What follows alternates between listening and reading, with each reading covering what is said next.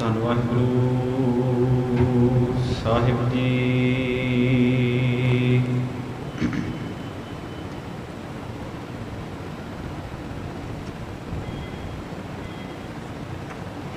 ਤੁਮ ਦਾਤੇ ਠਾਕੁਰ ਪ੍ਰਤਪਾਲਕ, ਨਾਇਕ ਖਸਮ ਹਮਾਰੇ।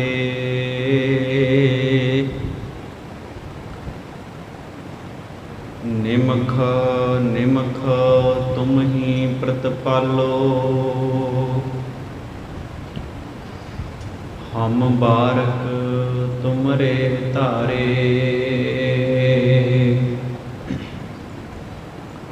ਜਿਹਵਾ ਏਕ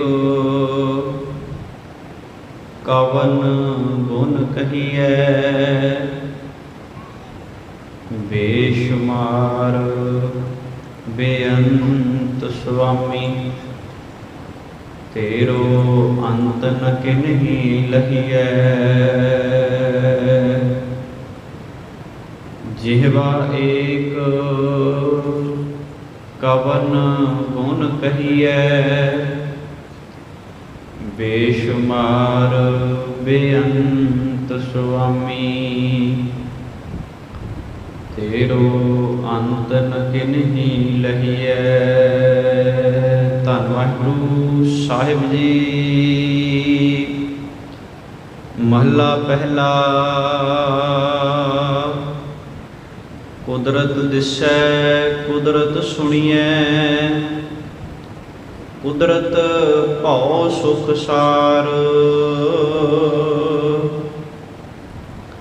ਕੁਦਰਤ ਪਾਤਾਲੀ ਆਕਾਸ਼ੀ, ਕੁਦਰਤ ਸਰਬ ਆਕਾਰ।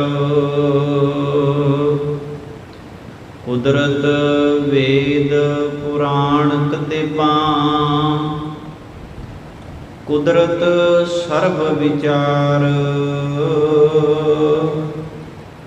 ਕੁਦਰਤ ਖਾਣਾ ਪੀਣਾ ਪਹਿਨਣ, ਕੁਦਰਤ ਸਰਬ ਪਿਆਰ। ਕੁਦਰਤ ਜਾਤੀ ਜਿਨਸੀ ਰੰਗੀ, ਕੁਦਰਤ ਜੀ ਜਹਾਨ। ਕੁਦਰਤ ਨੇਕੀਆਂ ਕੁਦਰਤ ਬਦੀਆਂ, ਕੁਦਰਤ ਮਾਨ ਅਪਮਾਨ। ਕੁਦਰਤ ਪੌਣ ਪਾਣੀ ਬੈ ਸੰਤਰ, ਕੁਦਰਤ ਧਰਤੀ ਖਾਕ। ਸਭ ਤੇਰੀ ਕੁਦਰਤ ਤੂੰ ਕਾਦਰ ਕਰਤਾ, ਪਾਕੀ ਨਾਹੀ ਪਾਕ। ਨਾਨਕ ਹੁਕਮੈ ਅੰਦਰ ਵੇਖੈ, ਵਰਤੈ ਤਾਕੋ ਤਾਕ। ਸਭ ਤੇਰੀ ਕੁਦਰਤ ਤੂੰ ਕਾਦਰ ਕਰਤਾ, ਪਾਕੀ ਨਾਹੀ ਪਾਕ। ਨਾਨਕ ਹੁਕਮੈ ਅੰਦਰ ਵੇਖੈ, ਵਰਤੈ ਤਾਕੋ ਤਾਕ। ਵਾਹਿਗੁਰੂ ਜੀ ਕਾ ਖਾਲਸਾ, ਵਾਹਿਗੁਰੂ ਜੀ ਕੀ ਫਤਿਹ। ਪਰਮ ਸਨਮਾਨਯੋਗ ਧੰਨ ਧੰਨ ਸ਼ਬਦ ਗੁਰੂ ਸਾਹਿਬ ਸ੍ਰੀ ਗੁਰੂ ਗ੍ਰੰਥ ਸਾਹਿਬ ਸੱਚੇ ਪਾਤਸ਼ਾਹ ਜੀ ਮਹਾਰਾਜ, ਤਿਨਾਂ ਦੀ ਮੁਬਾਰਕ ਹਜ਼ੂਰੀ ਦੇ ਅੰਦਰ ਸੁਭਾਏਮਾਨ ਅਤੀ ਸਤਿਕਾਰਯੋਗ ਸਤਸੰਗੀ ਜਨੋ, ਅੱਜ ਜਿਹੜਾ ਮੈਂ ਸ਼ਲੋਕ ਆਪ ਜੀ ਦੇ ਨਾਲ ਸਾਂਝਾ ਕੀਤਾ ਹੈ, ਇਹ ਸ਼ਲੋਕ ਸਿੱਖ ਧਰਮ ਦੇ ਬਾਨੀ ਧੰਨ ਗੁਰੂ ਨਾਨਕ ਸਾਹਿਬ ਸੱਚੇ ਪਾਤਸ਼ਾਹ ਮਹਾਰਾਜ ਜੀ ਨੇ ਆਪਣੇ ਮੁਖਾਰ ਬਿੰਦ ਤੋਂ ਉਚਾਰਨ ਕੀਤਾ ਹੈ। ਅਤੇ ਇਹ ਪਾਵਨ ਸ਼ਲੋਕ ਧੰਨ ਗੁਰੂ ਗ੍ਰੰਥ ਸਾਹਿਬ ਸੱਚੇ ਪਾਤਸ਼ਾਹ ਮਹਾਰਾਜ ਜੀ ਦੀ ਬਾਣੀ ਆਸਾ ਦੀ ਵਾਰ ਦੇ ਅੰਦਰ 3 ਨੰਬਰ ਪੌੜੀ ਦੇ ਸਿਰਲੇਖ ਅਧੀਨ ਦਰਜ ਹੈ। ਸਤਿਗੁਰੂ ਗੁਰੂ ਨਾਨਕ ਸਾਹਿਬ ਸੱਚੇ ਪਾਤਸ਼ਾਹ ਮਹਾਰਾਜ ਇਸ ਸ਼ਲੋਕ ਦੇ ਅੰਦਰ ਬੜੀ ਕੀਮਤੀ ਵਿਚਾਰ ਰੱਬ ਜੀ ਦੇ ਬਾਰੇ ਅਤੇ ਉਸ ਅਕਾਲ ਪੁਰਖ ਦੇ ਬਣਾਏ ਹੋਏ ਸਿਸਟਮ ਦੇ ਬਾਰੇ ਸਾਡੇ ਨਾਲ ਸਾਂਝੀ ਕਰਦੇ ਨੇ। ਕੁਦਰਤ ਜਿਹੜੀ ਹੈ ਇਹ ਉਸ ਕਰਤੇ ਦੀ ਇੱਕ ਰਚਨਾ ਹੈ। ਇਸ ਕੁਦਰਤ ਨੂੰ ਉਸ ਕਰਤੇ ਨੇ ਪੈਦਾ ਕੀਤਾ ਹੈ। ਜਿਹੜੀ ਕੁਦਰਤ ਹੈ ਇਹ ਉਹਦੀ ਇੱਕ ਖੇਡ ਹੈ ਤੇ ਇਸ ਖੇਡ ਦੇ ਵਿੱਚ ਜੀਵ ਆਉਂਦੇ ਨੇ, ਇਸ ਜਗਤ ਤੋਂ ਤੁਰ ਜਾਂਦੇ ਨੇ। ਉਹਦੀ ਖੇਡ ਲਗਾਤਾਰ ਚੱਲ ਰਹੀ ਹੈ, ਉਹਦੇ ਵਿੱਚ ਕੋਈ ਰੋਕ ਨਹੀਂ, ਉਹਦੇ ਵਿੱਚ ਕੋਈ ਟੋਕ ਨਹੀਂ। ਅਸੀਂ ਜਦੋਂ ਪਿਛਲੇਰੇ ਦੀਵਾਨਾਂ ਵਿੱਚ ਆਸਾ ਦੀ ਵਾਰ ਦੀ ਵਿਚਾਰ ਸਾਂਝੀ ਕੀਤੀ ਸੀ, ਉਹਦੇ ਵਿੱਚ ਅਸੀਂ ਇਹ ਵਾਕ ਪੜ੍ਹੇ ਸਨ, ਆਪੀ ਨੇ ਆਪ ਸਾਜਿਓ, ਆਪੀ ਨੇ ਰਚਿਓ ਨਾਉ, ਦੂਈ ਕੁਦਰਤ ਸਾਜੀ ਹੈ। ਦੂਜੇ ਨੰਬਰ ਤੇ ਰੱਬ ਨੇ ਇਸ ਕੁਦਰਤ ਨੂੰ ਸਾਜਿਆ ਹੈ, ਬਣਾਇਆ ਹੈ। ਇਸ ਕੁਦਰਤ ਨੂੰ ਉਸ ਅਕਾਲ ਪੁਰਖ ਨੇ ਤਿਆਰ ਕੀਤਾ ਹੈ। ਸਤਿਗੁਰੂ ਕਹਿੰਦੇ ਦੋਈ ਕੁਦਰਤ ਸਾਜੀ ਹੈ, ਕਰ ਆਸਣ ਡਿਠੋ ਚਾਓ। ਰੱਬ ਨੇ ਇਸ ਕੁਦਰਤ ਨੂੰ ਬਣਾ ਕੇ ਤੇ ਇਸ ਵਿੱਚ ਆਪਣਾ ਨਿਵਾਸ ਕੀਤਾ ਹੈ। ਰੱਬ ਦਾ ਘਰ ਹੈ ਇਹ ਕੁਦਰਤ, ਵਾਹਿਗੁਰੂ ਅਕਾਲ ਪੁਰਖ ਦਾ ਟਿਕਾਣਾ ਹੈ ਇਹ। ਇਸੇ ਕਰਕੇ ਮਹਾਰਾਜ ਬਾਣੀ ਵਿੱਚ ਲਿਖਦੇ ਨੇ, ਸਭੈ ਘਟ ਰਾਮ ਬੋਲੇ, ਰਾਮਾ ਬੋਲੇ, ਰਾਮ ਬਿਨਾਂ ਕੋ ਬੋਲੇ ਰੇ। ਸਾਰੀਆਂ ਘਟਾਂ ਦੇ ਵਿੱਚ, ਸਾਰੀਆਂ ਥਾਵਾਂ ਦੇ ਵਿੱਚ ਵਾਹਿਗੁਰੂ ਅਕਾਲ ਪੁਰਖ ਆਪ ਵਸਿਆ ਹੋਇਆ ਹੈ। ਮਹਾਰਾਜ ਕਹਿੰਦੇ ਨੇ ਸਭ ਗੋਬਿੰਦ ਹੈ, ਸਭ ਗੋਬਿੰਦ ਹੈ, ਗੋਬਿੰਦ ਬਿਨ ਨਹੀਂ ਕੋਈ। ਸਾਰੀਆਂ ਥਾਵਾਂ ਦੇ ਵਾਹਿਗੁਰੂ ਅਕਾਲ ਪੁਰਖ ਰਹਿੰਦਾ ਹੈ। ਦੁਨੀਆ ਤੇ ਕੋਈ ਐਸੀ ਥਾਂ ਨਹੀਂ, ਕੋਈ ਐਸੀ ਜਗ੍ਹਾ ਨਹੀਂ ਜਿੱਥੇ ਰੱਬ ਨਾ ਰਹਿੰਦਾ ਹੋਵੇ। ਪਰ ਅਸੀਂ ਕਈ ਵਾਰੀ ਸ਼ਬਦ ਵਿਸ਼ੇਸ਼ ਤੌਰ ਤੇ ਵਰਤਦੇ ਹਾਂ, ਰੱਬ ਇਕੱਲਾ ਗੁਰਦੁਆਰੇ ਰਹਿੰਦਾ ਹੈ। ਗੁਰਦੁਆਰੇ ਜਾ ਕੇ ਝੂਠ ਨਹੀਂ ਬੋਲਣਾ ਚਾਹੀਦਾ। ਤੂੰ ਗੁਰਦੁਆਰੇ ਆਣ ਕੇ ਵੀ ਝੂਠ ਬੋਲੀ ਜਾਂਦਾ। ਸਵਾਲ ਪੈਦਾ ਹੁੰਦਾ ਕੀ ਰੱਬ ਇਕੱਲਾ ਗੁਰਦੁਆਰੇ ਹੀ ਹੈ? ਅੱਜ ਮੈਂ ਨਸ਼ਾ ਕੀਤਾ, ਮੈਂ ਗੁਰਦੁਆਰੇ ਮੱਥਾ ਟੇਕਣ ਨਹੀਂ ਜਾਣਾ। ਸਵਾਲ ਪੈਦਾ ਹੁੰਦਾ ਹੈ ਕੀ ਰੱਬ ਦਾ ਘਰ ਇਕੱਲਾ ਗੁਰਦੁਆਰਾ ਹੀ ਹੈ? ਬਾਹਰ ਫਿਰ ਨਸ਼ਾ ਕਰ ਲੈਣਾ ਚਾਹੀਦਾ। ਬਾਹਰ ਨਸ਼ਾ ਕਰਨ ਦੀ ਇਜਾਜ਼ਤ ਸਾਨੂੰ ਕਿਸੇ ਨੇ ਦਿੱਤੀ ਹੋਈ ਹੈ। ਜੇ ਕੋਈ ਦੋ ਧਿਰਾਂ ਦੇ ਵਿੱਚ ਇੱਕ ਦੂਜੇ ਦੇ ਨਾਲ ਆਪਸੀ ਕੋਈ ਝਗੜਾ ਹੋਵੇ ਤੇ ਇਹ ਕਿਹਾ ਜਾਂਦਾ ਵੀ ਚੱਲ ਆਪਾਂ ਗੁਰਦੁਆਰੇ ਜਾ ਕੇ, ਰੱਬ ਦੇ ਘਰ ਜਾ ਕੇ ਇਹਨਾਂ ਚੀਜ਼ਾਂ ਦਾ ਨਿਪਟਾਰਾ ਕਰਕੇ ਆਈਏ। ਕੀ ਰੱਬ ਦਾ ਘਰ ਇਕੱਲਾ ਗੁਰਦੁਆਰਾ ਹੀ ਹੈ? ਸਤਿਗੁਰੂ ਦੀ ਬਾਣੀ ਕਹਿੰਦੀ ਹੈ ਰੱਬ ਤਾਂ ਸਾਰੀਆਂ ਥਾਵਾਂ ਤੇ ਰਹਿੰਦਾ ਹੈ। ਕੋਈ ਵੀ ਐਸੀ ਥਾਂ ਨਹੀਂ ਜਿੱਥੇ ਰੱਬ ਨਹੀਂ ਰਹਿੰਦਾ। ਰੱਬ ਨੇ ਸਭ ਤੋਂ ਪਹਿਲਾਂ ਇਸ ਕੁਦਰਤ ਨੂੰ ਸਾਜਿਆ ਹੈ ਤੇ ਉਸ ਤੋਂ ਬਾਅਦ ਇਸ ਕੁਦਰਤ ਵਿੱਚ ਆਣ ਕੇ ਰੱਬ ਨੇ ਨਿਵਾਸ ਕੀਤਾ ਹੈ। ਪਿਛਲੇਰੇ ਕੁਝ ਦਿਨਾਂ ਦੇ ਅੰਦਰ ਇੱਦਾਂ ਦੀ ਵਿਚਾਰ ਚੱਲੀ ਵੀ ਕੁਦਰਤ ਹੀ ਰੱਬ ਹੈ। ਸਤਿਗੁਰਾਂ ਦੀ ਬਾਣੀ ਨੇ ਕੁਦਰਤ ਨੂੰ ਰੱਬ ਦੀ ਇੱਕ ਰਚਨਾ, ਇੱਕ ਖੇਡ ਕਿਹਾ ਹੈ। ਕੁਦਰਤ ਜਿਹੜੀ ਹੈ ਇਹ ਰੱਬ ਦੀ ਇੱਕ ਖੇਡ ਹੈ, ਉਹਦੀ ਇੱਕ ਕਲਾ ਹੈ। ਦੋਈ ਕੁਦਰਤ ਸਾਜੀ ਹੈ। ਕਰ ਆਸਣ ਡਿਠੋ ਚਾਓ, ਦਾਤਾ ਕਰਤਾ ਆਪ ਤੂੰ, ਤੁਸ਼ ਦੇਵੇਂ ਕਰੈ ਪਾਸਾਓ, ਤੂੰ ਜਾਣ ਹੋਈ ਸਭ ਸੇ ਦੇ ਲੈਸੈ ਜਿੰਦ ਕਵਾਓ। ਕਰ ਆਸਣ ਡਿਠੋ ਚਾਓ। ਅੱਜ ਦੇ ਇਸ ਪਾਵਨ ਸ਼ਲੋਕ ਦੇ ਅੰਦਰ ਸਤਿਗੁਰੂ ਗੁਰੂ ਨਾਨਕ ਸਾਹਿਬ ਸੱਚੇ ਪਾਤਸ਼ਾਹ ਮਹਾਰਾਜ ਬੜੀ ਕੀਮਤੀ ਵਿਚਾਰ ਸਾਡੇ ਨਾਲ ਸਾਂਝੀ ਕਰਦੇ ਨੇ। ਕਹਿੰਦੇ ਨੇ ਸਭ ਤੇਰੀ ਕੁਦਰਤ ਤੂੰ ਕਾਦਰ ਕਰਤਾ। ਹੇ ਵਾਹਿਗੁਰੂ ਅਕਾਲ ਪੁਰਖ ਜੀ, ਜਿੰਨੇ ਵੀ ਧਰਤੀ ਦੇ ਜੀਵ ਨੇ, ਜਿੱਡੀ ਵੱਡੀ ਇਹ ਕੁਦਰਤ ਹੈ ਤੇ ਜਿੰਨਾ ਕੁਝ ਇਸ ਕੁਦਰਤ ਵਿੱਚ ਵਸਿਆ ਹੋਇਆ ਹੈ ਉਹ ਸਭ ਕੁਝ ਹੀ ਤੇਰਾ ਹੈ। ਇਸ ਧਰਤੀ ਤੇ ਪਾਣੀ ਹੈ, ਰੁੱਖ ਹੈ, ਦਰਖਤ ਹੈ, ਜੀਵ ਜੰਤੂ ਹੈ, वो सारी तेरी रचना है, ते तेरी रचना तो एक कदम भी बाहर बंदा इस कुदरत नूं बना नहीं सकता। हुण रब ने मनुख नूं भेजिया, बंदे नूं भेजिया, वेखो किड्डी कमाल दी रब दी रचना है। रब ने बंदे नूं धरती ते भेजिया ते बंदे नूं धरती ते भेज के इहो जी उन्हें कुदरत रची है भी किसी भी हाथ दीयां लकीरां एक दूजे नाल मेल नहीं खांदियां, किसी दीयां अखां एक दूजे नाल मेल नहीं खांदियां। ये उहदी वडियाई, उहदी बेअंतता ही है।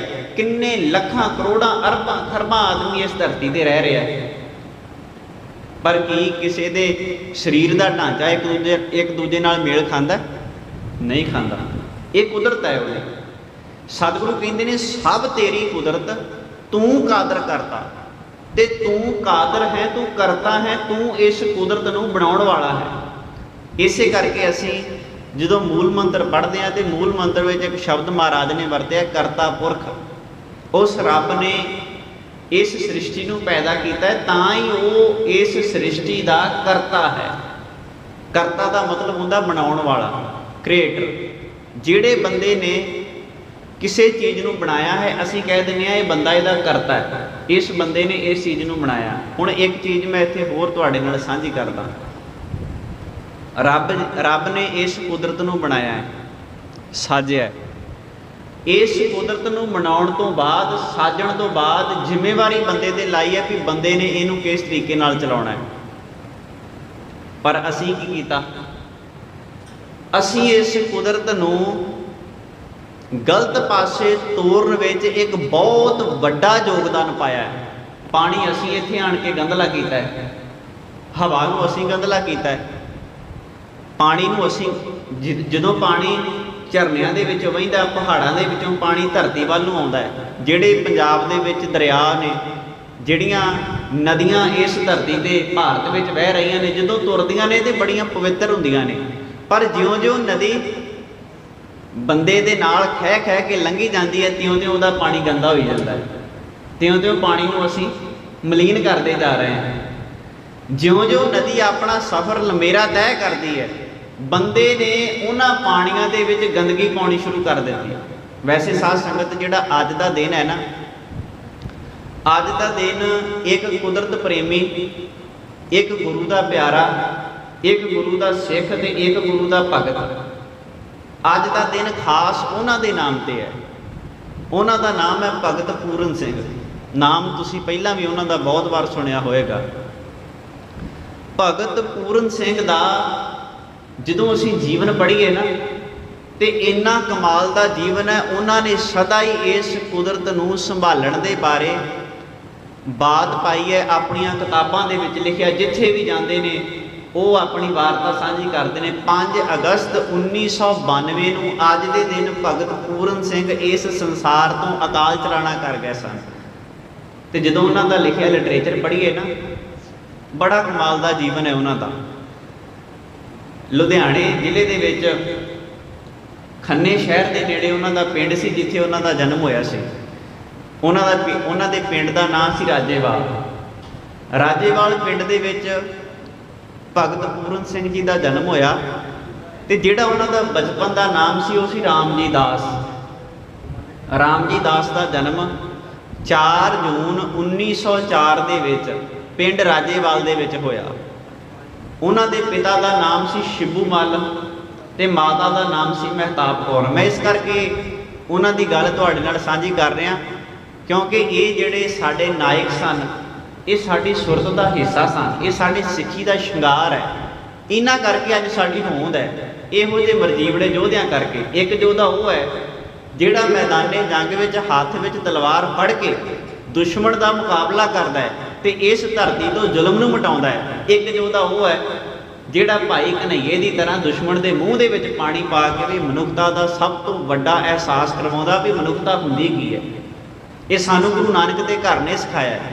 ਜੇ ਸਿੱਖ ਦੇ ਹੱਥ ਵਿੱਚ ਤਲਵਾਰ ਹੈ ਤੇ ਤਲਵਾਰ ਕਿਸੇ ਦੇ ਜ਼ੁਲਮ ਕਰਨ ਵਾਸਤੇ ਨਹੀਂ ਹੈ, ਤਲਵਾਰ ਸਿੱਖ ਦੀ ਆਪਣੀ ਸਵੈ ਰੱਖਿਆ ਵਾਸਤੇ ਹੈ। ਤੇ ਜੇ ਕਿਸੇ ਤੇ ਕੋਈ ਧੱਕਾ ਕਰਦਾ ਤੇ ਸਿੱਖ ਉੱਥੇ ਵੀ ਆਪਣੀ ਤਲਵਾਰ ਚੁੱਕਦਾ। ਸੋ ਖੈਰ, ਭਗਤ ਪੂਰਨ ਸਿੰਘ ਜੀ ਦਾ ਜਨਮ 4 ਜੂਨ 1904 ਈਸਵੀ ਦੇ ਵਿੱਚ ਰਾਜੇਵਾਲ ਪਿੰਡ ਦੇ ਵਿੱਚ ਹੋਇਆ। ਉਹਨਾਂ ਦੇ ਪਿਤਾ ਜਿਹੜੇ ਸਨ ਉਹ ਸ਼ਾਹੂਕਾਰ ਦਾ ਕੰਮ ਕਰਦੇ ਸਨ। ਅਚਾਨਕ ਉਹਨਾਂ ਦੇ ਪਿਤਾ ਨੂੰ ਕਿਸੇ ਗੱਲ ਕਰਕੇ ਨੌਕਰੀ ਤੋਂ ਹਟਾ ਦਿੱਤਾ ਗਿਆ। ਘਰ ਦੇ ਵਿੱਚ ਗਰੀਬੀ ਆ ਗਈ, ਘਰ ਦੇ ਹਾਲਾਤ ਤੋਂ ਬਹੁਤੇ ਸੁਖਾਵੇਂ ਨਹੀਂ ਰਹੇ। ਕੁਝ ਸਮੇਂ ਬਾਅਦ ਭਗਤ ਪੂਰਨ ਸਿੰਘ ਜੀ ਯਾਨੀ ਕਿ ਰਾਮ ਜੀ ਦਾਸ ਦੇ ਪਿਤਾ ਜੀ ਵੀ ਚੜ੍ਹਾਈ ਕਰ ਗਏ। ਜਦੋਂ ਉਹਨਾਂ ਦੇ ਪਿਤਾ ਜੀ ਚੜ੍ਹਾਈ ਕਰ ਗਏ ਤੇ ਘਰ ਦਾ ਗੁਜ਼ਾਰਾ ਹੋਣਾ ਬਹੁਤ ਮੁਸ਼ਕਲ ਹੋ ਗਿਆ। ਰਾਮ ਜੀ ਦਾਸ ਉਹਨਾਂ ਦਿਨਾਂ ਦੇ ਵਿੱਚ ਲੁਧਿਆਣੇ ਦੇ ਵਿੱਚ ਪੜ੍ਹਨ ਆਇਆ ਕਰਦੇ ਸਨ। ਮਾਂ ਨੇ ਲੋਕਾਂ ਦੇ ਘਰਾਂ ਦੇ ਵਿੱਚੋਂ ਭਾਂਡੇ ਸਾਫ਼ ਕਰਨੇ, ਭਾਂਡੇ ਮਾਂਜਣੇ, ਤੇ ਜਿੰਨੇ ਕੁ ਮਾਂ ਦੇ ਕੋਲ ਪੈਸੇ ਹੋਣੇ ਉਹਦੇ ਨਾਲ ਘਰ ਗੁਜ਼ਾਰਾ ਚੱਲਣਾ, ਤੇ ਉਹਨਾਂ ਪੈਸਿਆਂ ਦੇ ਨਾਲ ਹੀ ਰਾਮ ਜੀ ਦਾਸ ਦੀ ਪੜ੍ਹਾਈ ਚੱਲਦੀ ਸੀ। ਤੇ ਜਦੋਂ ਭਗਤ ਜੀ ਦੀ ਜੀਵਨੀ ਪੜ੍ਹੀਏ ਤੇ ਭਗਤ ਜੀ ਨੇ ਆਪਣੀ ਜੀਵਨੀ ਵਿੱਚ ਲਿਖਿਆ, ਉਹ ਕਹਿੰਦੇ ਮੇਰਾ ਪਹਿਲਾ ਜੀਵਨ ਇੱਦਾਂ ਦਾ ਸੀ, ਮੈਂ ਹਨੂਮਾਨ ਦੇ ਇੱਕ ਦਿਨ ਦੇ ਵਿੱਚ 7 ਪਾਠ ਪੜ੍ਹਦਾ ਸੀ ਹਨੂਮਾਨ ਚਾਲੀਸਾ ਦੇ, ਤੇ ਹਰ ਰੋਜ਼ ਵਰਤ ਵੀ ਰੱਖਣੇ। ਜਿੰਨਾ ਕੁ ਕਹਿੰਦੇ ਮੇਰੇ ਕੋਲ ਮੈਨੂੰ ਧਰਮ ਪਤਾ ਸੀ, ਜਿੰਨੀ ਕੁ ਧਰਮ ਦੇ ਬਾਰੇ ਮੇਰੇ ਕੋਲ ਜਾਣਕਾਰੀ ਸੀ, ਮੈਂ ਉਹ ਸਾਰੀ ਕਰਨ ਦੀ ਕੋਸ਼ਿਸ਼ ਕੀਤੀ। ਇੱਕ ਦਿਨ ਕੀ ਹੋਇਆ, ਭਗਤ ਜੀ ਲੁਧਿਆਣੇ ਸ਼ਹਿਰ ਦੇ ਵਿੱਚ ਆਏ, ਕਿਉਂਕਿ ਉਹਨਾਂ ਦਿਨਾਂ ਦੇ ਵਿੱਚ ਇੱਥੇ ਲੁਧਿਆਣੇ ਦੇ ਵਿੱਚ ਸਕੂਲ ਸੀ ਜਿਹਦੇ ਵਿੱਚ ਉਹ ਆਪਣੀ ਪੜ੍ਹਾਈ ਨੂੰ ਪੂਰਾ ਕਰ ਰਹੇ ਸਨ। ਲੁਧਿਆਣੇ ਸ਼ਹਿਰ ਦੇ ਵਿੱਚ ਆਏ ਤੇ ਲੁਧਿਆਣੇ ਸ਼ਹਿਰ ਦੇ ਵਿੱਚ ਇੱਕ ਸ਼ਿਵ ਜੀ ਦਾ ਮੰਦਿਰ ਹੈ। ਭਗਤ ਜੀ ਨੇ ਆਣ ਕੇ ਉੱਥੇ ਨਿਵਾਸ ਕੀਤਾ, ਕਿਉਂਕਿ ਉਹਨਾਂ ਦਿਨਾਂ ਦੇ ਵਿੱਚ ਇੱਥੇ ਪੜ੍ਹਦੇ ਸਨ। ਹਰ ਰੋਜ਼ ਇੱਥੋਂ ਘਰ ਨੂੰ ਜਾਣਾ ਤੇ ਫਿਰ ਉਧਰ ਇੱਧਰ ਨੂੰ ਆਉਣਾ। ਉਹਨਾਂ ਨੇ ਮੰਦਿਰ ਵਿੱਚ ਆਣ ਕੇ ਜਿੰਨੀਆਂ ਵੀ ਮੂਰਤੀਆਂ ਸਨ ਉਹਨਾਂ ਨੂੰ ਚੰਦਨ ਲੱਗਾ ਹੋਇਆ ਸੀ, ਤੇ ਉਹਨਾਂ ਮੂਰਤੀਆਂ ਨੂੰ ਉਹਨਾਂ ਨੇ ਸਾਫ਼ ਕਰ ਦਿੱਤਾ। ਉਹਨਾਂ 'ਤੇ ਲੱਗਿਆ ਹੋਇਆ ਚੰਦਨ ਸਾਫ਼ ਕਰ ਦਿੱਤਾ, ਉਹਦੀ ਗੰਦਗੀ ਲਾਹ ਦਿੱਤੀ। ਜਦੋਂ ਮੰਦਿਰ ਦੇ ਪੁਜਾਰੀਆਂ ਨੇ ਇਹ ਚੀਜ਼ ਵੇਖੀ ਵੀ ਇੱਕ ਛੋਟੀ ਜਿਹੀ ਉਮਰ ਦਾ ਬੱਚਾ ਇਹਨਾਂ ਮੂਰਤੀਆਂ ਦੀ ਸੇਵਾ ਕਰ ਰਿਹਾ ਹੈ, ਬੜੇ ਪ੍ਰਭਾਵਿਤ ਹੋਏ। ਭਗਤ ਜੀ ਨੇ ਜਦੋਂ ਉਹਨਾਂ ਮੂਰਤੀਆਂ ਨੂੰ ਸਾਫ਼ ਕੀਤਾ, ਉਹਨਾਂ ਨੂੰ ਸਾਫ਼ ਕਰਨ ਤੋਂ ਬਾਅਦ ਉਹਨਾਂ ਦੇ ਅੱਗੇ ਡੰਡੌਤ ਬੰਦਨਾ ਵੀ ਕੀਤੀ, ਉਹਨਾਂ ਦੇ ਅੱਗੇ ਨਮਸਕਾਰ ਕੀਤੀ। 4-5 ਵਿਦਿਆਰਥੀ ਸਾਈਡ 'ਤੇ ਖਲੋਤੇ ਇਸ ਵਰਤਾਰੇ ਨੂੰ ਵੇਖ ਰਹੇ ਸਨ ਵੀ ਇੱਕ ਛੋਟੀ ਜਿਹੀ ਉਮਰ ਦਾ ਬੱਚਾ ਕਿੱਡੀ ਤਨਦੇਹੀ ਦੇ ਨਾਲ ਉਹਨਾਂ ਮੂਰਤੀਆਂ ਨੂੰ ਸਾਫ਼ ਕਰ ਰਿਹਾ ਹੈ। ਉਸ ਤੋਂ ਬਾਅਦ ਭਗਤ ਜੀ ਬਾਹਰ ਮੰਦਿਰ ਤੋਂ ਆਉਣ ਲੱਗੇ ਤੇ ਮੰਦਿਰ ਦੇ ਬਾਹਰ ਇੱਕ ਪੰਗਤ ਲੱਗੀ ਸੀ ਜਿਹਦੇ ਵਿੱਚ ਉਹ ਵਿਦਿਆਰਥੀ ਭੋਜਨ ਛਕ ਰਹੇ ਸਨ। ਤੇ ਜਦੋਂ ਭਗਤ ਜੀ ਭੋਜਨ ਛਕਣ ਦੇ ਵਾਸਤੇ ਉਹਨਾਂ ਵਿਦਿਆਰਥੀਆਂ ਦੀ ਪੰਗਤ ਵਿੱਚ ਜਾ ਕੇ ਬੈਠੇ ਤੇ ਉਹਨਾਂ ਪੁਜਾਰੀਆਂ ਨੂੰ ਪਤਾ ਲੱਗਾ ਵੀ ਇਹ ਨੀਵੀਂ ਜਾਤ ਦੇ ਨੇ, ਤੇ ਭਗਤ ਜੀ ਨੂੰ ਉਸ ਪੰਗਤ ਤੋਂ ਬਾਹਰ ਕੱਢ ਦਿੱਤਾ ਗਿਆ। ਉਹਨਾਂ ਦੇ ਮਨ ਨੂੰ ਬੜੀ ਠੇਸ ਪੁੱਜੀ, ਮਨ ਬੜਾ ਉਹਨਾਂ ਦਾ ਨਿਰਾਸ਼ ਹੋਇਆ। ਜਦੋਂ ਉਹਨਾਂ ਦਾ ਮਨ ਨਿਰਾਸ਼ ਹੋਇਆ ਤੇ ਭਗਤ ਜੀ ਉਸ ਮੰਦਿਰ ਤੋਂ ਬਾਹਰ ਚੱਲ ਗਏ। ਉਹਨਾਂ ਨੇ ਆਪਣੀ ਸਵੈ ਜੀਵਨੀ ਦੇ ਵਿੱਚ ਇਹ ਘਟਨਾ ਲਿਖੀ ਹੈ ਵੀ ਮੈਂ ਇੱਕ ਦਿਨ ਦੇ ਵਿੱਚ 7 ਹਨੂਮਾਨ ਚਾਲੀਸੇ ਦੇ ਪਾਠ ਵੀ ਕਰਦਾ ਸਾਂ, ਮੈਂ ਵਰਤ ਵੀ ਰੱਖਦਾ ਸਾਂ, ਪਰ ਉਸ ਦਿਨ ਤੋਂ ਬਾਅਦ ਮੇਰੇ ਮਨ ਨੂੰ ਬੜੀ ਵੱਡੀ ਠੇਸ ਪਹੁੰਚੀ। ਮੈਂ 4 ਰੋਟੀਆਂ ਖਾਣੀਆਂ ਸਨ, ਪਰ 4 ਰੋਟੀਆਂ ਖਵਾਉਣੀਆਂ ਤਾਂ ਕੀ ਸੀ, ਮੈਨੂੰ ਧੱਕੇ ਮਾਰ ਕੇ ਤੇ ਬਾਹਰ ਕੱਢ ਦਿੱਤਾ ਵੀ ਤੂੰ ਨੀਵੀਂ ਜਾਤ ਦਾ। ਭਗਤ ਜੀ ਤੁਰੇ ਜਾ ਰਹੇ ਨੇ ਤੇ ਉਹਨਾਂ ਦੇ ਕੋਲ ਆਪਣੇ ਪਿੰਡ ਜਾਣ ਵਾਸਤੇ ਰੇਲ ਦਾ ਕਿਰਾਇਆ ਵੀ ਨਹੀਂ ਸੀ, ਪਿੰਡ ਪਹੁੰਚਣ ਵਾਸਤੇ ਰੇਲ ਦਾ ਕਿਰਾਇਆ ਨਹੀਂ ਸੀ। ਰਸਤੇ ਦੇ ਵਿੱਚ ਗੁਰਦੁਆਰਾ ਆਉਂਦਾ ਰੇਰੂ ਸਾਹਿਬ। ਭਗਤ ਜੀ ਉਸ ਗੁਰਦੁਆਰੇ ਦੇ ਵਿੱਚ ਰੁਕੇ। ਉਸ ਗੁਰਦੁਆਰੇ ਦੇ ਵਿੱਚ ਸੰਤ ਅਤਰ ਸਿੰਘ ਜੀ ਉੱਥੇ ਗੁਰਦੁਆਰੇ ਦੇ ਵਿੱਚ ਰਹਿ ਰਹੇ ਸਨ। ਹੁਣ ਖਾਣ ਵਾਸਤੇ ਕੁਝ ਨਹੀਂ ਹੈ, ਜੇਬ 'ਚ ਪੈਸੇ ਵੀ ਨਹੀਂ ਹੈ, ਪਰ ਢਿੱਡ ਰੋਟੀ ਮੰਗਦਾ ਹੈ। ਭਗਤ ਜੀ ਨੇ ਜਾ ਕੇ ਗੁਰਦੁਆਰਾ ਸਾਹਿਬ ਦੇ ਵਿੱਚ ਗਏ। ਗੁਰਦੁਆਰਾ ਸਾਹਿਬ ਦੇ ਵਿੱਚ ਜਾ ਕੇ ਨਮਸਕਾਰ ਕੀਤੀ ਤੇ ਨਮਸਕਾਰ ਕਰਨ ਤੋਂ ਬਾਅਦ ਸੰਗਤ ਬੈਠੀ ਸੀ, ਪੰਗਤ ਲੱਗੀ ਹੋਈ ਸੀ ਤੇ ਸਾਰੇ ਉਸ ਪੰਗਤ ਵਿੱਚ ਬੈਠ ਕੇ ਪ੍ਰਸ਼ਾਦਾ ਛਕ ਰਹੇ ਸਨ। ਜਦੋਂ ਭਗਤ ਜੀ ਉੱਥੇ ਗਏ ਤੇ ਭਗਤ ਜੀ ਨੇ ਜਾ ਕੇ ਇੱਕ ਗੁਰਸਿੱਖ ਨੂੰ ਬੇਨਤੀ ਕੀਤੀ। ਉਹਨਾਂ ਨੂੰ ਆਖਿਆ ਵੀ ਮੈਂ ਵੀ ਪੰਗਤ ਵਿੱਚ ਆਣ ਕੇ ਪ੍ਰਸ਼ਾਦਾ ਛਕ ਸਕਦਾ, ਮੈਨੂੰ ਵੀ ਇਜਾਜ਼ਤ ਹੈ। ਉਹ ਗੁਰਸਿੱਖ ਚਿਹਰੇ ਤੋਂ ਮੁਸਕਰਾ ਕੇ ਕਹਿਣ ਲੱਗਾ ਤੁਸੀਂ ਵੀ ਆਓ ਪੰਗਤ ਵਿੱਚ ਬੈਠੋ। ਗੁਰੂ ਦੇ ਦਰਬਾਰ ਦੇ ਵਿੱਚ ਕਿਸੇ ਨੂੰ ਕੋਈ ਰੋਕ ਟੋਕ ਨਹੀਂ। ਉਹਨਾਂ ਆਖਿਆ ਮੈਂ ਨੀਵੀਂ ਜਾਤ ਦਾ, ਮੈਂ ਆ ਸਕਦਾ ਪੰਗਤ ਵਿੱਚ। ਉਹਨਾਂ ਆਖਿਆ ਇੱਥੇ ਜਾਤ ਪਾਤ ਦਾ ਕੋਈ ਵਿਤਕਰਾ ਹੀ ਨਹੀਂ। ਤੇ ਭਗਤ ਜੀ ਨੇ ਆਪਣੀ ਸਵੈ ਜੀਵਨੀ ਵਿੱਚ ਲਿਖਿਆ ਹੈ, ਕਹਿੰਦੇ ਮੈਂ ਲੰਗਰ ਦੇ ਵਿੱਚੋਂ ਪ੍ਰਸ਼ਾਦਾ ਛਕਿਆ ਤੇ ਜਿਹੜੀ ਲੰਗਰ ਦੇ ਵਿੱਚੋਂ ਮੈਂ ਲੱਸੀ ਪੀਤੀ, ਕਹਿੰਦੇ ਉਹ ਵੀ ਸੰਘਣੀ ਸੀ। ਜਿਹੜੀ ਲੰਗਰ ਦੇ ਵਿੱਚੋਂ ਚਾਹ ਪੀਤੀ ਉਹ ਚਾਹ ਨਹੀਂ, ਮੇਰਾ ਦੁੱਧ ਸੀ। ਤੇ ਕਹਿੰਦੇ ਮੈਨੂੰ ਉਹਨਾਂ ਚੀਜ਼ਾਂ ਨੂੰ ਵੇਖ ਕੇ ਮਨ ਨੂੰ ਬੜੀ ਤਸੱਲੀ ਹੋਈ। ਮੈਂ ਨਮਸਕਾਰ ਕੀਤੀ ਤੇ ਉਸ ਦਿਨ ਤੋਂ ਬਾਅਦ ਆਖਿਆ ਵੀ ਅੱਜ ਤੋਂ ਬਾਅਦ ਆਪਾਂ ਗੁਰੂ ਦਾ ਦਰ ਨਹੀਂ ਛੱਡਣਾ। ਤੇ ਆਪਣੀ ਸਵੈ ਜੀਵਨੀ ਵਿੱਚ ਲਿਖਦੇ ਨੇ ਉਦੋਂ ਤੱਕ ਮੈਨੂੰ ਸਿੱਖ ਧਰਮ ਦੇ ਬਾਰੇ ਕੋਈ ਜਾਣਕਾਰੀ ਨਹੀਂ ਸੀ, ਉਦੋਂ ਤੱਕ ਮੈਂ ਸਿੱਖ ਧਰਮ ਦੇ ਬਾਰੇ ਜਾਣਦਾ ਨਹੀਂ ਸੀ ਵੀ ਸਿੱਖ ਧਰਮ ਹੁੰਦਾ ਕੀ ਹੈ, ਇਹ ਲੋਕ ਕੌਣ ਹੁੰਦੇ ਨੇ। ਕਹਿੰਦੇ ਉਸ ਘਟਨਾ ਤੋਂ ਬਾਅਦ ਮੈਂ ਥੋੜ੍ਹਾ ਥੋੜ੍ਹਾ ਸਿੱਖਾਂ ਦੇ ਬਾਰੇ ਪੜ੍ਹਨਾ ਸ਼ੁਰੂ ਕਰ ਦਿੱਤਾ, ਸਿੱਖਾਂ ਦੇ ਬਾਰੇ ਥੋੜ੍ਹਾ ਥੋੜ੍ਹਾ ਮੈਂ ਸਮਝਣਾ ਸ਼ੁਰੂ ਕਰ ਦਿੱਤਾ। ਫਿਰ ਅਚਾਨਕ ਉਹਨਾਂ ਦੀ ਮਾਂ ਜਦੋਂ ਸ਼ਾਹੂਕਾਰ ਦੇ ਕੋਲ ਕੰਮ ਕਰਦੀ ਸੀ ਤੇ ਭਗਤ ਜੀ ਨੂੰ ਪੜ੍ਹਾਈ ਦੇ ਸਿਲਸਿਲੇ ਦੇ ਵਿੱਚ ਲਾਹੌਰ ਉਹਨਾਂ ਨੇ ਸਕੂਲ ਦੇ ਵਿੱਚ ਐਡਮਿਸ਼ਨ ਦਿਵਾ ਦਿੱਤੀ। ਭਗਤ ਜੀ ਨੇ ਸਾਰਾ ਦਿਨ ਸਕੂਲ ਦੇ ਵਿੱਚ ਪੜ੍ਹਾਈ ਕਰਨੀ ਤੇ ਸ਼ਾਮ ਨੂੰ ਗੁਰਦੁਆਰਾ ਸਾਹਿਬ ਡੇਰਾ ਸਾਹਿਬ ਲਾਹੌਰ, ਜਿਸ ਗੁਰਦੁਆਰਾ ਸਾਹਿਬ ਦੇ ਵਿੱਚ ਗੁਰੂ ਅਰਜਨ ਸਾਹਿਬ ਸੱਚੇ ਪਾਤਸ਼ਾਹ ਮਹਾਰਾਜ ਜੀ ਦਾ ਸ਼ਹੀਦੀ ਸਥਾਨ ਬਣਿਆ ਹੋਇਆ, ਭਗਤ ਜੀ ਨੇ ਆਣ ਕੇ ਸ਼ਾਮ ਵੇਲੇ ਉੱਥੇ ਸੇਵਾ ਕਰਨੀ ਸ਼ੁਰੂ ਕਰ ਦਿੱਤੀ, ਕਿਉਂਕਿ ਸਬੱਬ ਬਣ ਗਿਆ।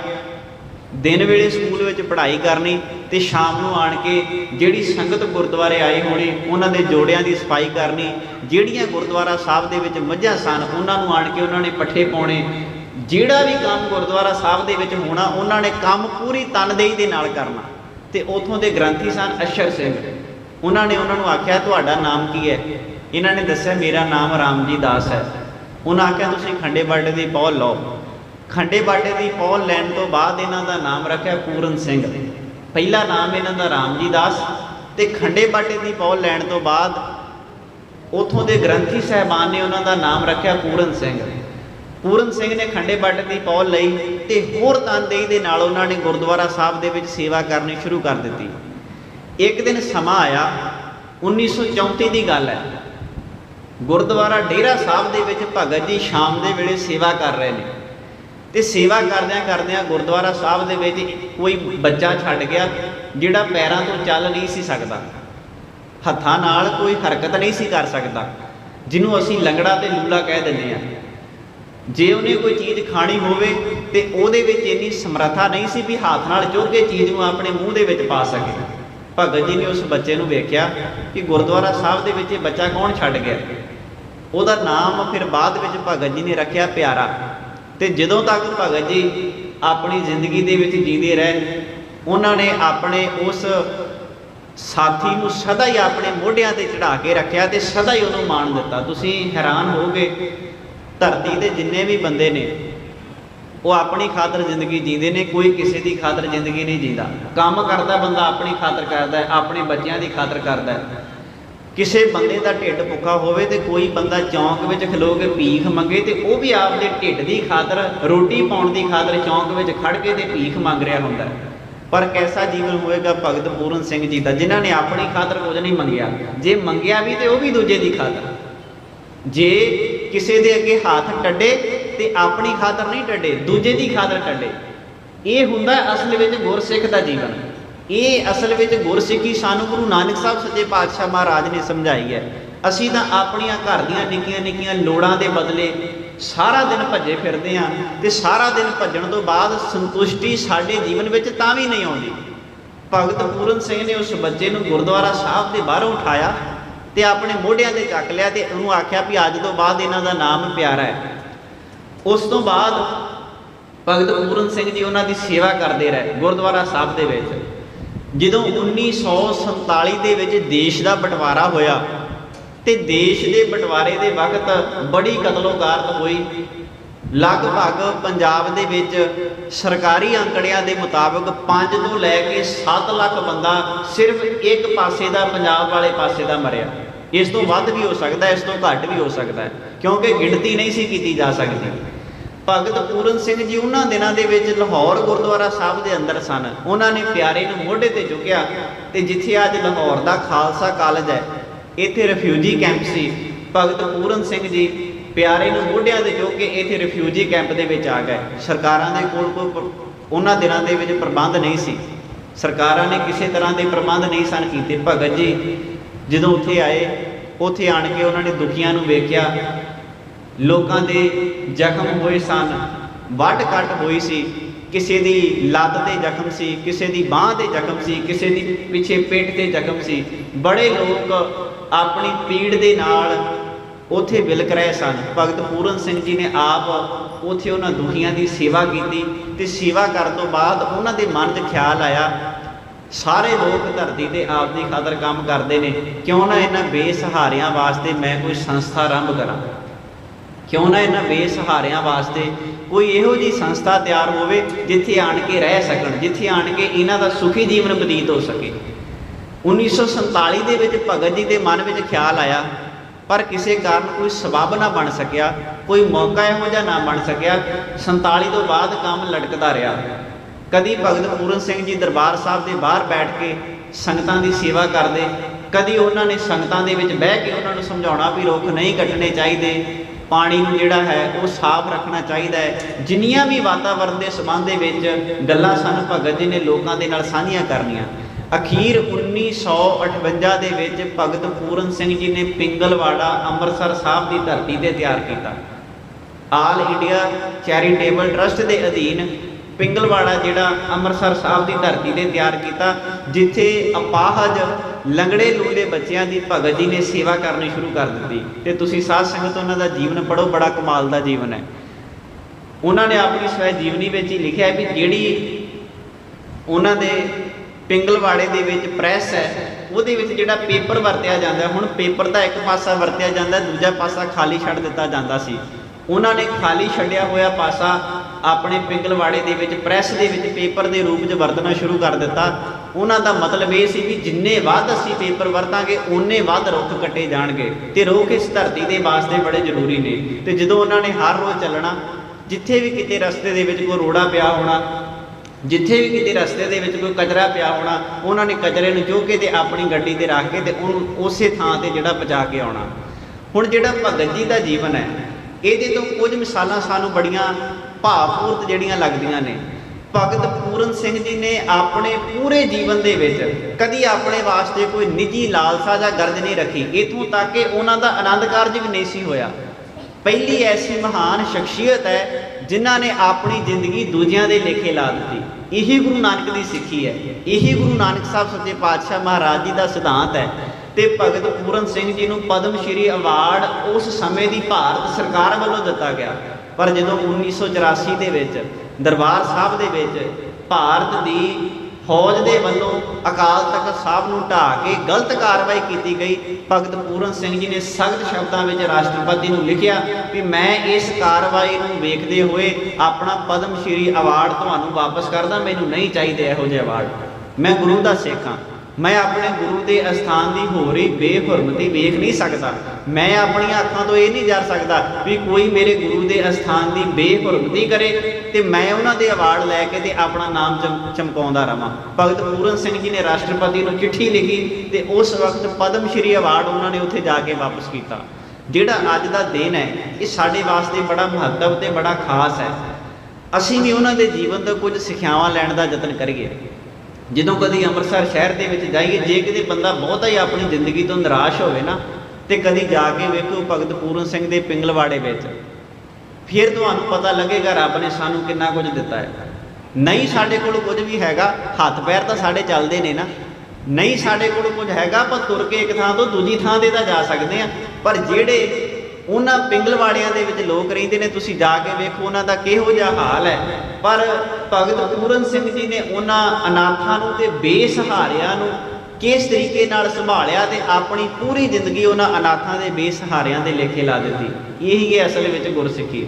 ਅੱਜ ਦੇ ਦਿਨ 5 ਅਗਸਤ 1992 ਦੇ ਵਿੱਚ ਉਹ ਨਿਰਮਲ ਰੂਹ, ਪਾਕ ਪਵਿੱਤਰ ਰੂਹ ਸਾਡੇ ਵਿੱਚੋਂ ਸਦੀਵੀ ਅਕਾਲ ਚਲਾਣਾ ਕਰ ਗਏ ਅਤੇ ਆਪਣੀਆਂ ਸਿੱਖਿਆਵਾਂ ਦੇ ਨਾਲ ਭਗਤ ਪੂਰਨ ਸਿੰਘ ਜੀ ਸਦਾ ਹੀ ਸਾਡੇ ਵਿੱਚ ਵਸਦੇ ਨੇ। ਅੱਜ ਵੀ ਗੁਰਦੁਆਰਾ ਸਾਹਿਬ ਦੇ ਬਾਹਰ ਵੇਖੋ ਤੁਸੀਂ, ਭਗਤ ਪੂਰਨ ਸਿੰਘ ਜੀ ਦੇ ਜੀਵਨ ਦੀਆਂ ਕਿਤਾਬਾਂ ਜਿਹੜੀਆਂ ਉਹਨਾਂ ਨੇ ਆਪਣੇ ਹੱਥੀਂ ਕਿਤਾਬਾਂ ਲਿਖੀਆਂ ਸਨ, ਉਹ ਕਿਤਾਬਾਂ ਸਾਨੂੰ ਮਿਲ ਜਾਂਦੀਆਂ ਨੇ। ਕਦੇ ਵੀ ਗੁਰਦੁਆਰਾ ਸਾਹਿਬ ਦੇ ਬਾਹਰ ਜਾਓ, ਉੱਥੋਂ ਉਹਨਾਂ ਕਿਤਾਬਾਂ ਨੂੰ ਲੈ ਕੇ ਇੱਕ ਵਾਰ ਜ਼ਰੂਰ ਪੜ੍ਹਿਓ ਵੀ ਉਹਨਾਂ ਨੇ ਆਪਣੀਆਂ ਕਿਤਾਬਾਂ ਵਿੱਚ ਕਿਹੜੀਆਂ ਸਿੱਖਿਆਵਾਂ ਦਿੱਤੀਆਂ ਨੇ। ਵੱਧ ਰੁੱਖ ਲਾਉਣੇ, ਪਾਣੀ ਦੀ ਸੰਭਾਲ ਕਰਨੀ, ਜਿਹੜੀ ਜਨਸੰਖਿਆ ਵੱਧ ਰਹੀ ਹੈ ਇਹਨੂੰ ਰੋਕਣਾ, ਘੱਟ ਡੀਜ਼ਲ, ਘੱਟ ਪੈਟਰੋਲ, ਜਿੰਨਾ ਵੀ ਘੱਟ ਹੋ ਸਕੇ ਇਹਨਾਂ ਦੀ ਵਰਤੋਂ ਕਰਨੀ ਹੈ। ਵੱਧ ਤੋਂ ਵੱਧ ਸਫ਼ਰ ਜਿਹੜਾ ਉਹ ਰੇਲ ਗੱਡੀ ਦਾ ਕਰਨਾ ਹੈ। ਤੇ ਇੱਥੋਂ ਤੱਕ ਭਗਤ ਪੂਰਨ ਸਿੰਘ ਦੀਆਂ ਸਿੱਖਿਆਵਾਂ ਸਾਡੇ ਜੀਵਨ ਵਿੱਚ ਜਿਹੜੀਆਂ ਨੇ ਉਹ ਕੰਮ ਕਰਨੀਆਂ ਚਾਹੀਦੀਆਂ ਨੇ। ਸਭ ਤੋਂ ਵੱਡੀ ਉਹਨਾਂ ਨੇ ਆਪਣੇ ਜੀਵਨ ਵਿੱਚ ਗੱਲ ਲਿਖੀ, ਉਹਨਾਂ ਆਖਿਆ ਬੰਦੇ ਨੂੰ ਸਾਦਾ ਖਾਣਾ ਤੇ ਸਾਦਾ ਹੰਡਾਉਣਾ ਚਾਹੀਦਾ ਹੈ।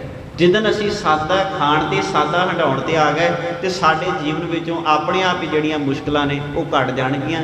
ਕਦੀ ਜਾਇਓ ਉਸ ਧਰਤੀ ਤੇ ਨਮਸਕਾਰ ਕਰਕੇ ਆਇਓ ਉਸ ਗੁਰਸਿੱਖ ਨੂੰ ਜਿਹਨੇ ਪੂਰੀ ਜ਼ਿੰਦਗੀ ਅਨਾਥਾਂ ਦੇ ਬੇਸਹਾਰਿਆਂ ਦੇ ਲੇਖੇ ਲਾ ਦਿੱਤੀ।